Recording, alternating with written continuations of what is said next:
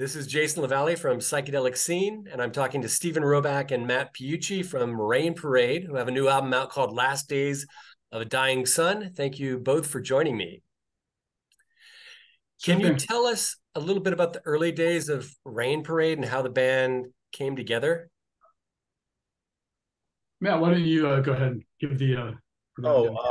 let's see. We'll give you the Reader's Digest version, as my father would say. Of course, the dogs are interfering. Well, it's a hound dog. She's upset. So in 1975, I went to school in a small college in south of Minneapolis, and Stephen's brother was there too.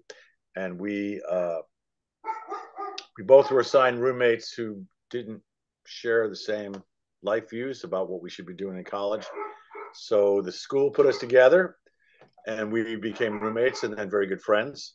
And then the New York scene happened, and David was in New York, and he came back, and we got super into music.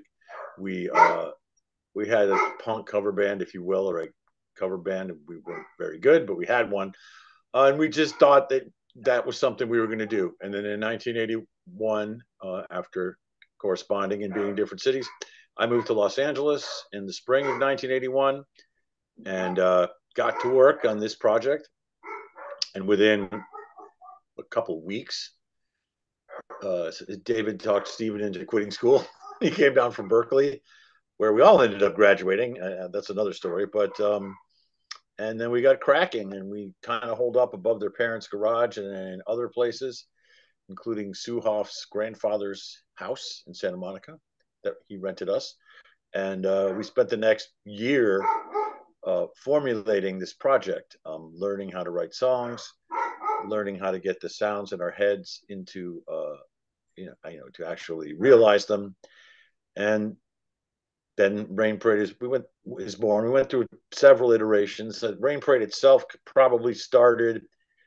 Will Glenn came out and originally was playing bass, and Stephen was playing keyboards. Stephen's a very accomplished piano player, and Will couldn't really play bass, and the drummer we had at the time complained about it, and we just had this sort of stroke of genius, if you will. Hey, what if Stephen plays bass? Because Stephen was a good musician. And Will Glenn, who was also a brilliant musician, but had played neither keyboards nor bass, we realized that his highly musical mind would be perfect for these patches that we would do, because we weren't going to have like the John Lord kind of or Rick Wakeman soloist kind of keyboard. We wanted somebody who could do the atmospherics, but play weird inversions and cool chords and stuff like that. So Will played very simple, at least technically simple parts, but he had a really And good. Will, one thing about Will, he was a classically trained musician, so he really understood music theory and harmonics, and he was really brilliant at bringing in these kind of ethereal keyboard patches. Yeah, and we So, all go ahead. sorry, this is Will who? Will Glenn, sorry, Will Glenn, who Will Glenn, and is he involved in the new version of Rain Parade? no, Will sadly passed in Oh, about 2000. okay. He was in Rain Parade for actually all of our recorded material. We did some touring afterwards with him. You might know him as William Cooper, which is the same guy. He played in Massey Star a little bit. Um, but yeah, he was actually Sue Hoff's brother's roommate in college. So that we got a lot of college roommates going on here, and that's how we knew him. And that was when that is once we had Will on keyboards. We've been through a bunch of drummers like Spinal Tap, but once that happened, then that's really when Rain Parade became what it was. Before that, we were experimenting with different sounds. We were probably, I don't know how much Rain Parade stuff you know, but the song "Look Both Ways," which is on the UK version of our first album, kind of got that early Stones thing going on. Or the Bangles did this surf tune called "Bitchin' Summer," which is a song David wrote, a surf tune. That's kind of like where we were at before that. And then once Will got to keyboards, we kind of rocketed from the early 60s into like 1967 or 8. And that's when the sound that you're probably the most familiar with started to really gel. Yeah, that's sort of the sound that on Emergency and then Explosions kind of emerged. So in terms of the founding of the band, that's sort of the story of how that initial band was formed and the initial sound. That was kind of that was pretty long-winded. That's what happened. Yeah. Okay. Well, one thing that stuck out for me is that you guys are considered an LA band, but it sounds like you're all from the Bay Area. No, actually, we were from LA originally. Oh. I live up here now. We live up here now. But okay, but you all went to Berkeley. Did I hear that correctly? That's correct. Yeah. The Paisley has a number of Berkeleyites, including both Roback brothers, myself, and Sue Hoffs, all with Berkeley graduates. But that happened later. Okay. Well, you're a well-educated band. Well, we dropped out, and then I think David and Sue had their degrees, but Stephen and I both went back to school in the late '80s. Is that right, Stephen?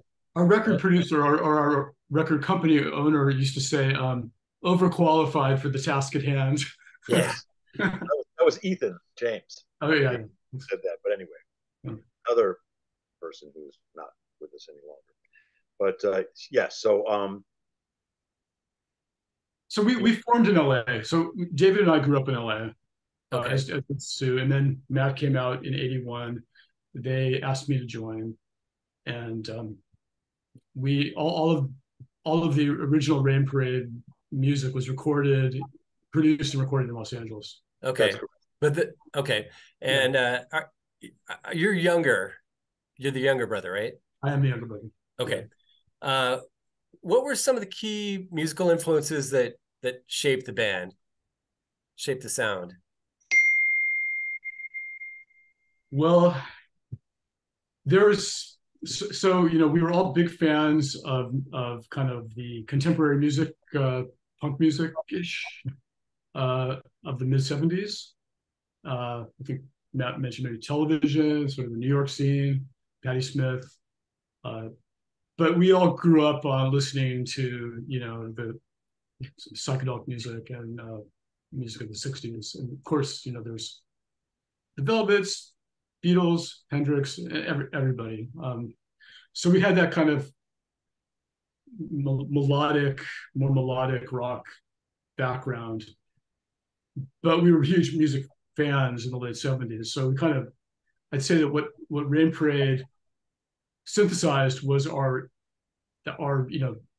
interest in music in the '70s and kind of the darker themes of like punk and the late '70s, early '80s, which I'm sure you remember, with kind of that more melodic, kind of inspirational vibe of the '60s.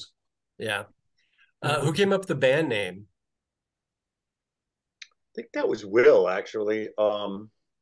He was having a conversation with a professional companion, shall we say, and she had said something about raining on her parade, and I don't know whether it was David or Will, but they said, "Hey, how about the Rain Parade? We like that," so we went for it. What was it like being in Rain Parade after the release of Emergency Third Rail Power Trip?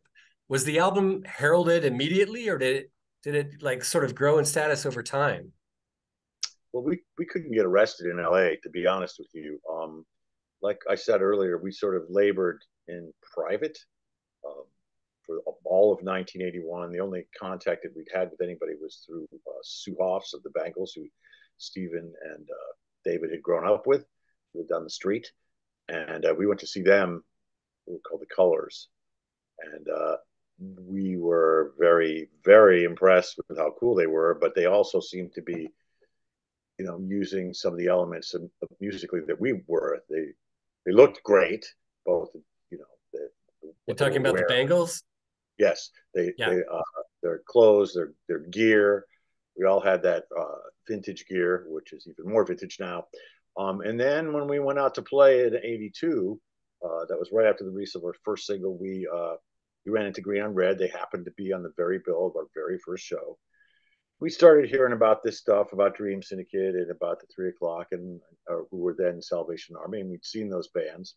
And then there was this band called The Last, who was sort of a progenitor of this bridge between what I think is erroneously referred to as punk. It's punk music, what they call in New York. It's not really punk. It's just original rock music. Um, all those bands sounded different, and not one of them is what I would consider punk. But anyway, the bridge between that and whatever this thing is was that band, The Last. They were garagey, but they had a 12-string guitar and really good melodic songs, and I think that was the deal. But as far as how did we feel to be at Rain Parade after, I didn't feel any different than it was before, because it wasn't until people in the UK really got excited about it, our band, that things started to quote happen unquote. Yeah, I think I would add that we put out the first single. We got a really good response in England. We made some good contacts there. Met the guys at Bucketful of Brains, Nigel Cross. I don't know if you know them, but they were like a psychedelic fanzine back in the 80s. And then in the US we decided to go on tour. So we actually we hit the road, and after we went out for a while, people started to learn about us, and it sort of caught on over time. They kind of learned about our scene back in LA, and it's caught on. So I'd say it was a slow awareness, growing awareness. Yeah, it was pretty fertile ground in the early '80s. There was this confluence of college radio stations and independent labels, and then there were, because gas was still relatively cheap, and the major labels hadn't completely subsumed the independent label scene. There were what it amounted to is individuals who were in each different town. If we played in Jackson, Mississippi, well, then Tim Lee was the guy who booked you. Played in Rochester, New York, it was Pat Thomas. He played in Hoboken, it was Ira, I forgot what his last name is.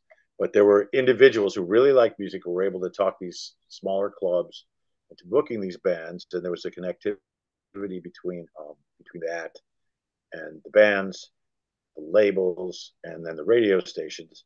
And it wasn't just in LA. There's like in Athens, obviously, it was like REM and Pylon and Love Tractor. Yeah, And it was all over the country. Yeah, it was a real grassroots period, and it was definitely fueled by college radio. Right, and the LA manifestation of that was what later was termed the Paisley Underground. Although that isn't the totality of all the bands that were there then, but the ones that I think they were the most, at least melodically, '60s influence. There was a whole other '60s kind of a different '60s, as somebody once said. People who like dressed exactly like the Music Machine and Talk and it was like the Unclaimed and the Pandoras, and there were bands all over the East Coast, especially Chesterfield Kings and the Cynics in Pittsburgh. I think they were Pittsburgh. Anyway, that was more very garagey and very much I don't want to say imitative, but definitely that style, as opposed to in LA, where there was that too, but also what I felt was different about the folks that we were playing with was this melodic songwriting, original melodic songwriting, which was also less yeah, tribute band and more. It seems like there's a little bit more original stuff going on. Yeah, yeah. Not that everybody starts out imitating their hero, so that's we're not saying we do that too. But, we just imitate more people, better people. No, a wider group of people. Anyway, so go ahead. I wanted to ask you to what extent psychedelic drugs influenced the band. You want to take this one, Stephen? Not the drug. The well, they certainly, we certainly, time in our life, we did in our own ways sample those things. Yeah, there's no shame in it, Yeah, no, I know. But we didn't, it's not like we were tripping on stage or anything like that. We never used those kind of things. I've never tripped with Stephen, ever. Yeah, and it's been many years since I've done anything like that. We kind of did that already. I mean, like when I was 14, my brothers took me to see the Byrds. Somebody passed us a hit of acid, and that was life changing. To be quite honest with you, I was just talking to my brother about it yesterday. But by the time I'd gotten to LA, I was in my early 20s, and Ringo Starr kind of said it best. It's like, I'll yes, be right that, back. oh sure, that kind of thing can inform what you do, but you can't play. I mean, at least we couldn't. I mean, if you're in San Francisco, that's a different kind of music. And frankly, I think a lot of it's shitty.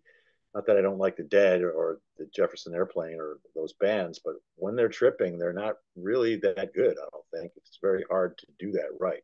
So the answer to your question is yes, that those elements informed the kind of music that we did.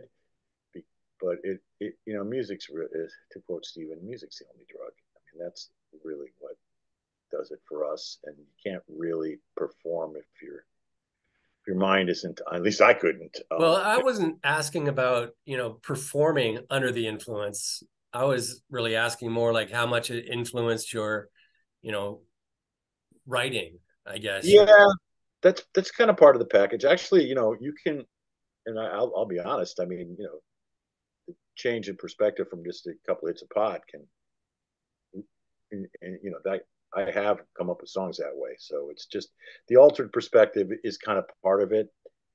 But Yeah. And also, I think we've always enjoyed learning, so mind expanding in any way, whether it's through substances or through just learning and reading and listening to music. And um, so I think, yeah, there's definitely like maybe in our music, it definitely reflects a hunger to kind of explore new things and kind of learn about new things and present new ways of looking at things. So in that way, yeah, it's definitely kind of almost like a psychological profile, if you know what I mean. yeah, it's kind of indirect, and perhaps it's through another generation because that may be true of our heroes. But what we decided, when we were in the compliments is how do you say it, when we were straight. What we decided early on is that we really wanted to write melodic songs, but we really wanted every song to have an element that was different. That the way the Beatles did, not that we're the Beatles, but okay, you're gonna have this weird pan flute on a song, or you're going to have a sitar, or you're going to have some kind of backwards guitar, some kind of keyboard that doesn't really sound conventional. That I think that's what people like about us is that it isn't completely straightforward. That there's something I won't say unusual, but it's a little bit more expansive. Our repertoire of instrumentation that we use is not just bass, drums, and guitar, which is fine, but Maybe experimentation too. I mean, we've kind of enjoyed experimenting with different combinations of sounds. Some of them are derived from our love of certain types of music, but also just playing around with different instrumentation, different vintage guitar combinations, and kind of trying to extract it. Uh-huh. Nope, you're freezing up a little bit. I mean, it's not like we're like postmodern music or anything, but and we do have a lot of just verse chorus songs, but sections that maybe have a different time signature or that aren't structured as in the standard way. That's something we really were conscious of and remain conscious of and still try to do. All right. Well, there were several of you that in the band that wrote songs and were particularly talented. So what was the collaborative, huh? That's very nice of you to say. So what was the collaborative songwriting and creative process like in the band? Well, collaborative art is very difficult, but it's also very rewarding. And we right now, it's Stephen and I have been the main songwriters, and we've worked together for years, and we sort of got a thing down. We know how to work with one another. But when it was David as well, that was very rewarding, but it was also very difficult. it's really, and probably the reason why he only lasted one record is because there were three of us. And the beautiful thing about songwriting, especially if you have people who are in tune with one another, it's Yeah. not like building the house where you got to build the foundation and then you put up the walls. I mean, Steven will come in. He's like, "Hey man, I got this really cool attic. All right, really? I have this bathroom over here. Let's put that together, and pretty soon you have a house." And you can't really do that with um, obviously with architecture, but that's kind of the way it worked. There would be, for the most part, somebody would come up with an original idea, and then someone else would either enhance it or add a different section, or very occasionally, but not all the time, where we would actually, I mean, we didn't really jam. I mean, I don't know how well you know our stuff, but a song like "Look at Mary" kind of got stretched out. There was a couple of original ideas, a couple things got pasted together, and once we started playing it, then new things emerged from that through playing. But that would be the exception. Mostly it was, and the way we work now is one guy comes up with something and the other guy dives in, and the whole by this time, after all these years, the whole gamut has been covered of. I'd say that we, in the early days, we were all coming up with a lot of ideas, and there was three songwriters, and we are all kind of contributing a lot, and so there was less room for each person to feel, satisfied, I guess, which is probably one of the reasons David left the band. Yeah, and even on the songs that are credited to one person, those really aren't any different than the other ones. I mean, songwriting is words and music. That's the definition of it. And one of the things Stephen and I learned fairly quickly, I mean, not that we're Jagger Richards or, Lennon McCartney or anything, but it's just a lot easier to just say there are songs, and then you don't have to worry about it, and then you can work on them together. And by the time that we're done anyway, the other guy's stamp is on it. If they weren't, like, I don't know, it's not often 50-50, but sometimes it is, and we just don't care anymore. So like if you look at some of the earlier Rain Parade stuff, there are songs that well, take any of them for example. Like there's a song by David called "I Look Around," and he wrote most of the words and music. But there's a really cool bass part that Stephen plays that we all, that he developed, and a riff that I developed. And if you look at a song like "Kaleidoscope," which Stephen is credited for, there's stuff that David and I and Will added to that. Or my song "Look Both Ways." It wasn't what it ended up like. We probably should have just split all the songwriting, is what we should have done. But one thing I want to say, I think that we really, what might have been unique about this group of people is that we really complemented each other's talents well. We kind of, Matt had a really strong musical background, which he brought in. David had a sense of production. I think maybe I was I was maybe less developed musically, but more lyrically. So we all, there's just a really good complementary, sort of evolution there, where we're kind of synthesizing these things together. Yeah, I mean, Okay. if you look at like Jagger Richards, that's a very specific thing. I mean, Keith will sit there for like a week and play a riff, and once he has a riff, he'll show it to Mick, and then that's what you get for the Stones. That's not really how we operated. I mean, not that we're those guys, but in the beginning, and even now, it's a very, very, very open thing. We try to keep our feelers up.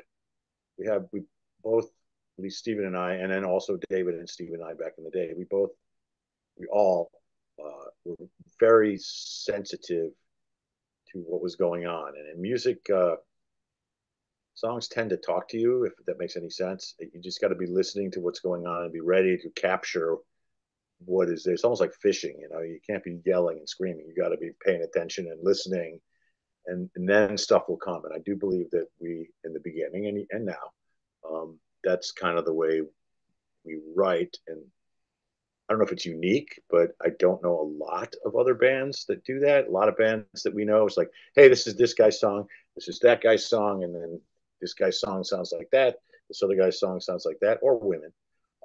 Yeah. But I thought we had this amalgam that I think that's one of the reasons why why if we're at all successful, that's might be why, because our it's really a songwriting, not a collective. It's a not sure what the word is I'm looking for. Collaboration. Well, yeah, but not just collaboration, but it's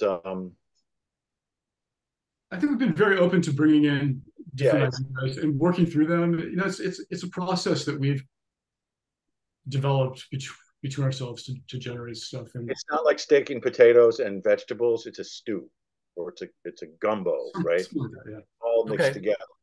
together.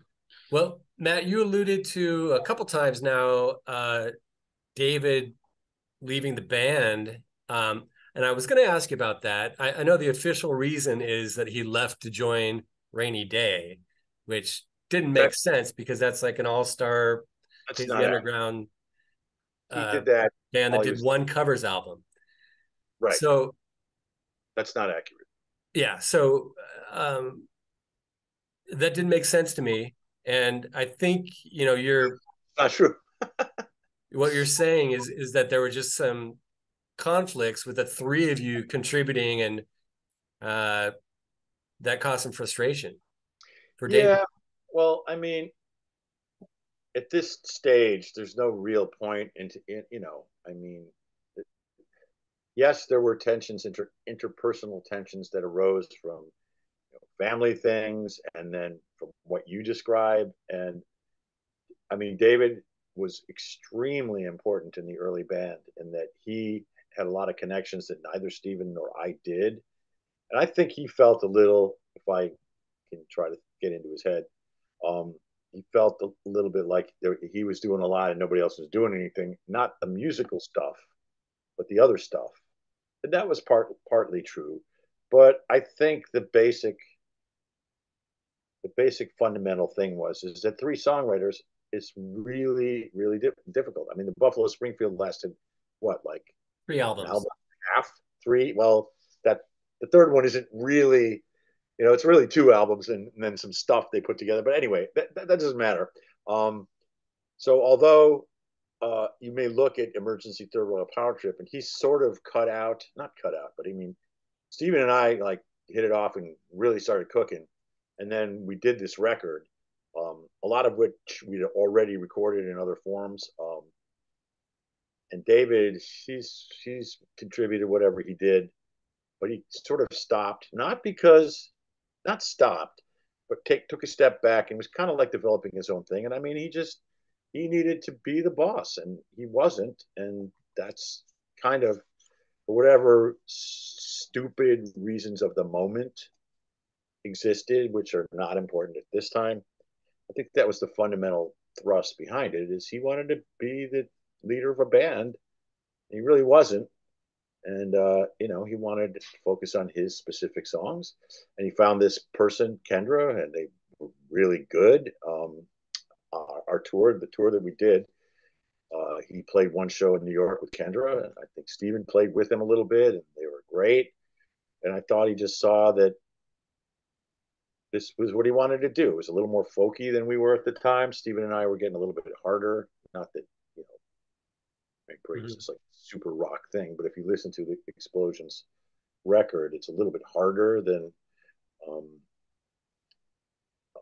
Emergency is. Not that argument falls apart a little bit, but he was kind of moving on to this more So spacey, maybe a little darker in a way. Yeah.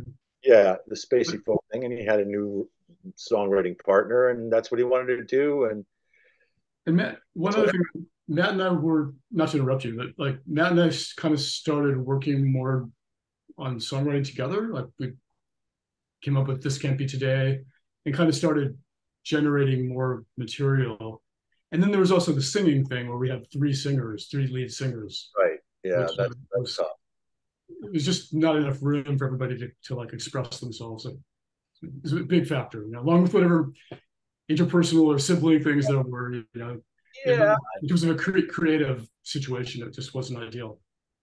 Well, what I've said this before, and I think that David and I had talked about having this band for a long time, and that's not Steven's fault. He wasn't there when we talked about it, but he was there when we actually did it. So it's not like It's my fault. Well, it's not his fault, but I mean, once he got down there, I think, I don't know this for sure, but I think David thought, hey, my brother can come be a musician in this band. What he didn't realize was Stephen was a really talented songwriter, and that complicated matters a lot. I mean, if Stephen, let's just say he just played bass and couldn't write tunes, which is not true. Who knows? Maybe he would have stayed, but it was just too much to try to have three people, and it was fine. The world, instead of getting one band, you got like two or three. So there you go. Okay. Well, looking back on Rain Parade's career, are there any decisions or moments you would have approached differently now? Yep. Care to expand on that? Well, the parade of regrets. There's not a ton. I kind of think that we should have stayed with Enigma and with our producer from Explosions, because the Crashing Dream album we did for Island, we were excited by a major label, and we were afforded a bunch of opportunities and got to play on the BBC and all this other cool stuff. It engendered some touring in England, although we were kind of already doing that. But they didn't really get us. They didn't really know what to do with us. And we were just, we had always previously been a very intensely focused, like tight ship, if you will. And then there were all these other people around and thinking they knew what to do with us, and they didn't really. So I kind of wish we'd have stayed with our producer. I think that record would have turned out okay. But that's about it. Fortunately, we went on to do a bunch of other stuff, and we should probably talk about the other stuff we did, including what we just did. Supposed to. Well, we will. We're getting to that. Okay. But yeah, that would be. I mean, not that we shouldn't have signed with Island. We should have put our foot down and insisted that we could keep our producer, because the guy we got was a nice guy, but he didn't get us. Yeah, it's kind of your typical major label story where they're kind of chasing a trend. They saw like the Paisley Underground, like, and they descended and signed a bunch of bands and made a lot of promises, and then moved on to the next thing before they even we even got our records out. So that happens all the time. Yeah, they weren't really interested in developing us as a band, and it was almost like a colonization process. Like they come flying in, like take your pick. The Europeans get blamed for everything, but they're not the only ones who did it. But they come flying into this foreign country and don't speak the language and start bossing people around, and that's a little bit over the top. But didn't really get it. So they got bored pretty quickly, and we didn't last very long with them. And then they put out this live album first, which is a little bit weird. We were lucky, though. We did get to put out an album, which of the 6 bands they signed, I think only us and the Long Riders actually put albums out. Island signed 6 Paisley Underground bands? Well, they weren't. That was the point, is they sent somebody to Los Angeles who didn't, they were just doing what they thought they should do, but they didn't really tap into that. The other people who were nice people, and I'm not saying their bands were bad or anything, they just didn't really have anything to do with what this thing was. Yeah. And then they thought that's what it was, which meant that they didn't know what it was. And even the Long Riders, who are they're a cool band and they're pals and all that other stuff, but they're not really a psychedelic band, and never have been. No, they're not. I actually haven't listened to them, but I've read about them, and I know that they're like folksy and more like roots rock. Some country inflection. Yeah, and they were doing it. Obviously, like later birds maybe. Yeah. Well, the Bengals weren't psychedelic either. Jangle Pop, yes, but I've listened to a couple of their albums, and I just don't hear any psychedelia. Yeah, I don't know if you heard their really early stuff though. They were actually pretty garagey, so that kind of garage psychedelia. Okay, and, that's why kind of Mamas and the Papas vocals too. So they had some of those elements. the whole Okay. idea is a little bit silly because to my ears, there were maybe two other bands that were psychedelic. Really, I mean, the Dream Syndicate kind of is in their own way, They've uh, become more so now. but they were then too. They were, as Steve once said, they were a punk band with guitar solos, and they played longer, and they sort of got there in a different way. Early Green on Red was very psychedelic, and the Salvation Army was very psychedelic, and the last was a little bit psychedelic. But Island didn't sign any of those guys. They signed us and the Long Riders, and I think that we were. I mean, it's not like that. Oh, you're not psychedelic, so you're not cool. That's not what we're saying at all. But the Well, band, um, what was musically interesting to me personally, not that we didn't love all. I mean, it's like, hey, we like Chuck Berry and we love the Ramones, but that's not what we did. Um, anyway, Michael, of course, he was the guy who came up with the Paisley Underground thing, and then his band kind of wasn't that after they got much more pop. Although, he came up with the name Paisley Underground. yeah, uh, Who did? but that's also true of like what they call punk Michael Corcio of the of the three, three three o'clock. o'clock, formerly the Salvation Army. And Salvation Army was they were well. I mean, they're great bands. I mean, Michael's super talented, and I like the 3 o'clock, and I loved and liked the Salvation Army. But it's just like what they refer to as punk from New York. That's such a ridiculous term. I mean, Patti Smith, okay, that's like rock. Television, that's sort of like modern Grateful Dead with really cool Razor guitar. The Talking Heads are like the first autistic rock star. Uh, But I don't know if I would call television Grateful Dead. I call them more some kind of jazz on guitars, you know. yeah, but I mean, whatever. Anyway, yeah. But Yeah. none of those bands, to me, not even the Ramones were punk. They were just like the Beach Boys on glue, or if you or Like whatever. power pop, maybe. I don't know. Right, right. Punk to me is like the Damned, the Sex Pistols, the Yeah. early Clash, Early Clash, right? and I suppose like some bands in LA, like maybe the Circle Jerks, or Maybe like X. Uh, X really isn't that punk either. They're like they're a melodic songwriting band who play. It's all just rock music anyway. Yeah, I agree with that. Well, what's one thing that you wish more people knew about Rain Parade? Our bank accounts and how to transfer money to it. Um, uh, Nothing really. I mean, I'm not sure what that means. That we're still doing it. I don't know. We don't really have. I don't have regrets. What do Okay, you well, think? what can you tell me about the making of the new record? Is it's just the two of you working on it, or you had other musicians come in? Um, yeah, yeah. Well, in the songwriting, Matt and I do all the songwriting Yeah, and singing. and yeah. singing.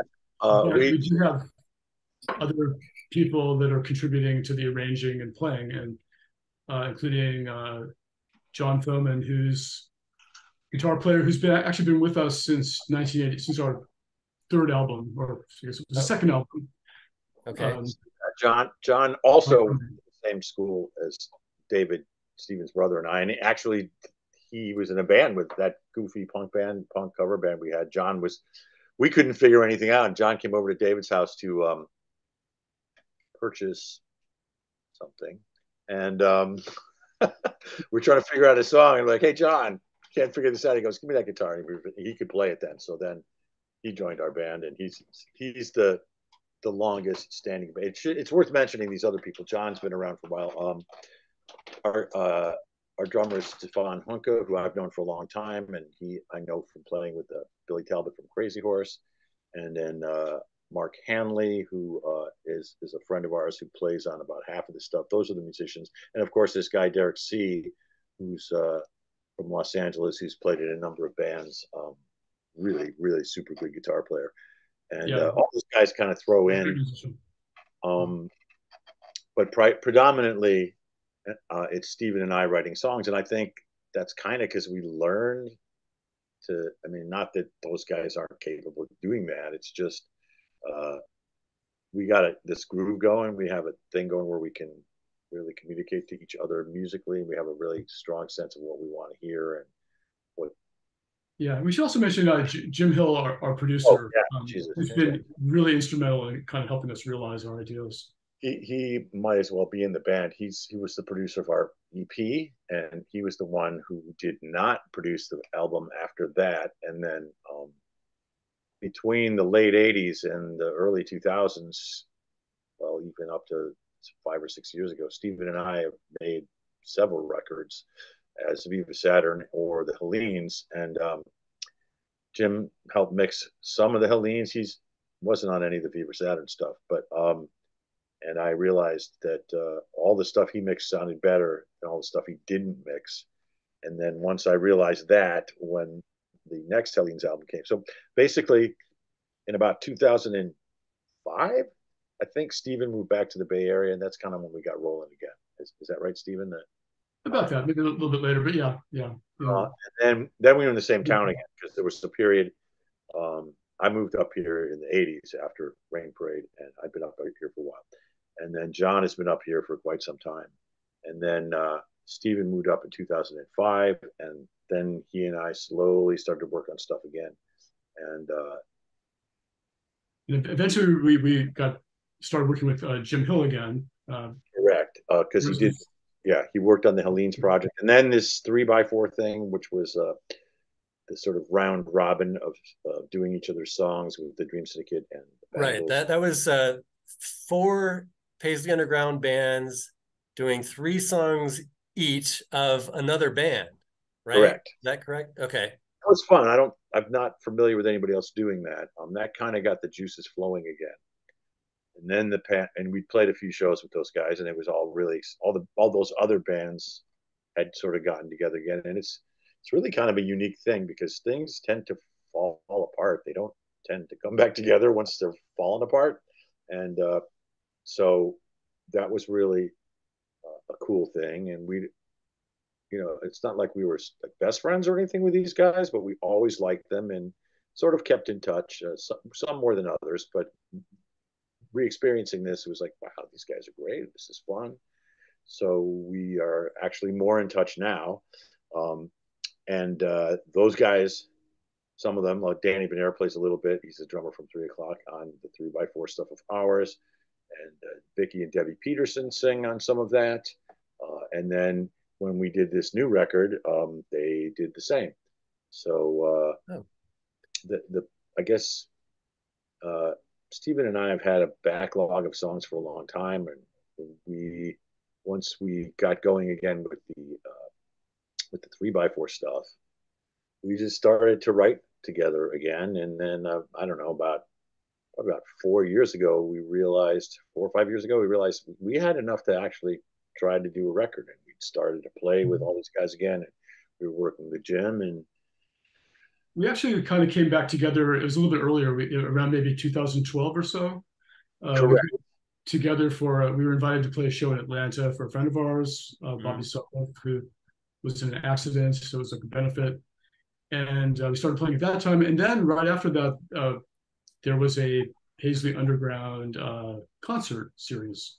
Right. So we came together for that. And then out of that is developed the 3x4 idea, which happened a little bit later. And all that evolved into us working together again, writing new songs. And yeah, that's the flow. Steven moves back up here. We start working on Rain Parade again, but that was more just gearing it up and somewhat nostalgic, right? Hey, it'd be fun to do all this stuff again. And we finally geared up the band again. And then we started to play with the other Paisley bands. And then we got into the studio and recorded, and we realized this was doing the 3x4 stuff. We realized how much fun it was and how much we enjoyed doing that. And frankly, we think we're pretty good at it. And then we got Jim involved. And then this songwriting, which came last, started to happen again. And he had stuff lying around. I did. And by the time you get through with all of it, all of the stuff on this record says written by Stephen and I, because, maybe one guy started it, but by the time it's all said and done, it's a collaboration, and we Okay, well let's talk about specific songs on the new album. Um, do you have any like behind the scenes stories or tidbits about any of the songs? sure pick a song. They all have a story. They, Uh, they all have their well, own stories. anything of particular interest to fans? I'm not sure what interests fans other than the final product, but Oh, most of them are go ahead. relatively no. What I mean, you riff. We'll go from there. Well, I was going to say one thing I noticed about uh, the new album on Spotify is that it's listed under compilations, and I think that's a mistake. It's funny you should mention Yeah, that. that Because must we be were just discussing that with our record label, and that's going to be the next thing that we do. Um, we've uh, we've never been. Our interest has always lied in the musical side of things. The business side really has never been our forte. So whatever is out there is sort of kind of randomly out there. Um, so we are going to make an effort in the next couple of months to, since it is 30 years on and all this stuff is reverted back to us, we're going to make a serious effort to clean all that stuff up and put this stuff out on those formats which exist now that did not exist when we were doing this. So Yeah. yeah. yes, we're going to clean all that stuff up and present it in a way that it's a little bit more truthful. So that isn't Regarding the compilation thing, I'm not sure why our new thing is coming up under compilation. It might be like like one of those stations or something that they're trying to create. playlist or whatever. I don't Yeah, even use it, so I It don't know. appears just to be a Spotify mistake. yeah, could be. Yeah. But Yeah. okay, let's take Angel Sister. What's something you could tell us about that one? That's one of the singles. Yeah, so well, Angel Sister was actually a song that has a history. We we actually recorded a version of that a while back under the name Diva Saturn, and it was a pretty good version. I really still like it, but unfortunately, the record never got released, and the master tapes somehow went missing. So the tapes were lost, and then these guys, I guess the song I originated, but Matt, contributed to gratefully. These guys convinced me to re-record it. So there was an original version, but we recorded a new version for this album after some arm twisting. There's a couple of songs like that. Angel Sister is one, and the other one is probably Got the Fear. Those are older songs, and we weren't satisfied. Got the Fear we never actually did in a studio, and there's some weird live thing that's out there, and we didn't really like it that much. But most of the stuff is new. But those two were older songs that we decided to just get under the hood and really change the perspective on it. Much more so with Got the Fear than with Angel Sister. Angel Sister we worked on pretty heavily at least 20 years ago, maybe even longer than that. So Stephen and I I mean, obviously he started the song, but we arrived at a version we liked and an arrangement that we liked. And, but we didn't have a mix that we liked, and that's all we had. So it took a little of convincing, but we decided that we should redo that. I'm really glad we did because I like the way it sounds better. And we got the Peterson. Also, we had a chance to get the Peterson sisters from Bengals to sing background on it. They sing background on what song? On Angel Sister. On Angel Sister. Okay. And also on a song called They're the angelic choir. Right. So we did that. That is mildly interesting. We did employ a bunch of singers. Employ, like we pay them a ton of money, but we used Debbie and Vicky, who are buddies, great people and singers and musicians, and they came in and sang on Angel Sister and also on the song Share Your Love, which is an acoustic song that Stephen and I wrote. And then the Moore brothers, Greg and Tom Moore, who are a fantastic band. I highly recommend you check them out. They sang on that song too, on Angel Sister. They also sang on Green, and they also sang on Bring You Back. And then there's the guys from the Beach Boys band, Darian Sahanaja, who's in the Wondermints, and also he's responsible for resurrecting "Smile" by Brian Wilson's like masterpiece Right. from the late Beach Boys. I mean, that guy is he's something else. He came in and sang with Rob Bonfiglio, who's also, I believe, a member of Brian Wilson's band. They sang on "Forgetfulness" and on "Couldn't Stand to Be Alone," and also "Left the Fire." So there's a lot of guest singers on that stuff. Anyway, getting back to Angel Sister, yeah, we Jim and I talked Steven into doing it, so that's what we did. And we like this version better. It's got a little bit clearer acoustic guitar. The arrangement's a little bit different, but not much. It's a much better mix, also.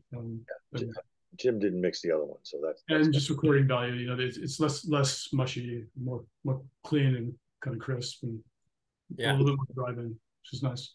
Yeah.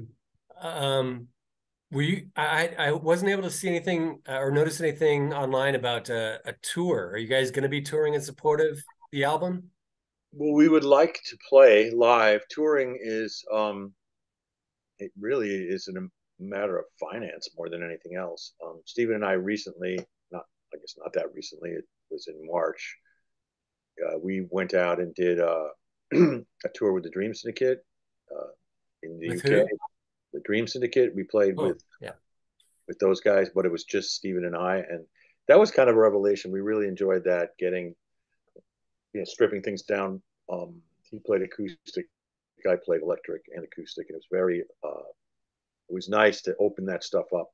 And also our friend Vicky Peterson from the Bangles ended up playing guitar with the Dream Syndicate because their regular guitar player couldn't do it. So that was great, and we enjoyed that. And we like playing live, and that's kind of what we, matter of fact, when we're done talking to you, we're going to head down to the studio, got some new gear, and we're going to start working on that live sound. And we'll probably play in Los Angeles. Well, we will play in Los Angeles in September. Yeah. I think we're looking for some kind of a tour, though, in Europe in 2024, maybe like spring, in a few months down the road. It's really difficult to tour in the United States. I mean, unless something like miraculous happens with our record, which could happen, I suppose. But it's just too economically difficult to do that. You can't make enough money to make it. I mean, we don't mind not making money, and we don't even mind losing a little bit of money, but we can't like lose thousands of dollars just to go play. It just doesn't make any sense. Yeah, it's a labor of love, put it that way. Yes, I mean, gotcha. I think that actually is another reason why, to the degree that we've had any success in producing music that's good, is that we have, Stephen does have a day job, and I'm retired from my old day job, and we can do this without like worrying about where the next meal is coming from. And it's not that we want to spend lots of money recording or anything, and we're lucky to have a record company who's helping us now. But I think that's probably why, if people do like what's going on, that's kind of a major reason why, is because we've had the opportunity to take the time and do it right. Because we don't work super fast, but we hope people notice the care that we've taken. I mean, there's probably 50 different instruments on this record. Guitars of all stripes, keyboards of all stripes, weird percussion, sitars, you name it, it's all there. Yeah, well, the album sounds great. I mentioned to you before, I think it's fantastic. Last Rays of a Dying Sun. Thank you so much for taking the time. We didn't really talk about those songs that much. That was that song really really came together, and I think that song in particular is kind of emblematic of the way Stephen and I work. I had this the beginning riff, that sort of whammy bar thing that's a little reminiscent of Noisy Way Down, that kind of vibrato guitar, and then the other section I had wasn't very developed, but Stephen dove in and fixed it up good, and he sings that too. And the one thing that we did want to say that was really rewarding for us, not the things that we regret, but what we're very appreciative of, and makes us really feel good about having done this, is seeing all the bands that have come since who have appreciated it and incorporated some of the same things that we have. Bands like Ride or My Bloody Valentine, those guys, that sort of whammy bar thing that we were doing, they've turned into a thing. The Beachwood Sparks, the Charlatans UK. Yeah, I would think that maybe some of the Elephant Six Collective were inspired by you.